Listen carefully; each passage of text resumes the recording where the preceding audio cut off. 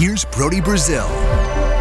How about state of the Golden State Warriors? State of the Golden State. I love making Warriors videos. I don't do it very often, but here we are. It's December of 2022. Yeah, I realize there's a lot of month left before 2023. There's like half a month, like 1/24 of the calendar year. But the holidays are coming. We're about to get busy. I won't get around to making this video. I'm doing this here and now, halfway through December 2022. What is the state of the Golden State Warriors? It certainly is interesting, the start that they've got off to. Went on a little bit of a losing skid, lost 5 in a row. That road trip between Charlotte, Detroit, Miami, Orlando, and then the Pelicans. I couldn't believe that happened. But the big picture goes like this. Over all the change and turnover in the years and the arena that they play in and all the surrounding cast members, where are the Warriors without their big three? Without Steph, without Draymond, without Clay, it's clear what has happened here. Those three have been the constant. Obviously, the way the NBA works, you have to surround your star players with a good supporting cast. It's been different names and faces over the years, but without those three, where would the team be this year? The minutes those three still play, the contributions those three make, and everything that they've been through. It becomes more impressive the longer they persist. But again, the eye-catching losses this season for the Warriors, like losing, I think they lost to the Jazz, they lost to the Mavs, 500-ish teams. That's just not what the Warriors have done in recent times. And I know they had a struggle-filled year or two without Klay Thompson, and they weren't the same team. But and even coming back and rebuilding was not a guarantee. It was not a guarantee that when the band got back together, they'd still be able to play the same music.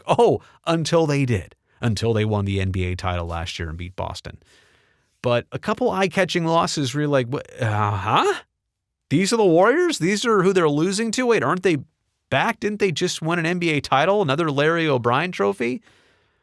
But when you really think about it, this group is so experienced. They've been through so much. They still have so much leadership and poise and know-how, and they know when to pace and conserve and push and all that stuff. Really? If they're 500 in January at some point, isn't that going to be okay? Now, I don't want them to have to make some ridiculous push down the stretch, because that might burn them out too. You know what I mean? It might cost you to get to the playoffs. It might cost you a run in the playoffs. That second season is grueling and daunting. But I'm just saying, if it comes to how do you get to the playoffs, hang around till January, make your push. The Warriors are fully capable of doing that. And I also wonder, Andre Iguodala with the hip injury, right? We haven't seen him, and there apparently was no timetable for the longest time. Now, in recent weeks, we've heard Steve Kerr say that Andre has been practicing scrimmaging, not to full strength yet, but a second half return in the season is likely for him. I say, if you could get a 100% Andre and he can do things for you, why wouldn't he be a spark in the spring months? Don't even rush it. Don't even make it an all-star game thing. Literally bring him back March 1st, right? Give him all the time he needs to be right.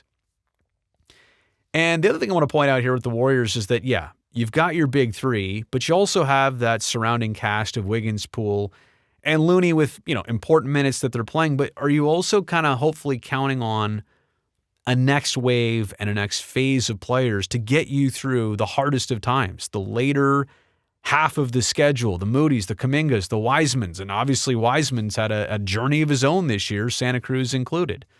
So how can you get all those surrounding cast members to help that big three, that core three out, especially as they get older? Steph Curry's 34. 34 in prime shape, doesn't look like he's missed too many beats, but he's 34, about to be 35. Draymond, 32, about to be 33. Same thing with Klay Thompson, on the verge of 33. And so that brings me to the prognosis for the Golden State Warriors in the rest of this season.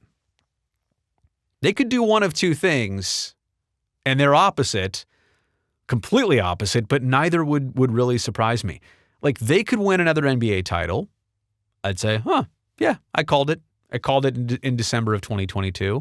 Or they could also miss the playoffs because the team they are and, the way they've been, a little above 500, but nothing spectacular and surprisingly struggling, that could continue. That could magnify in the second half. I don't know. That could be the trend of the entire year.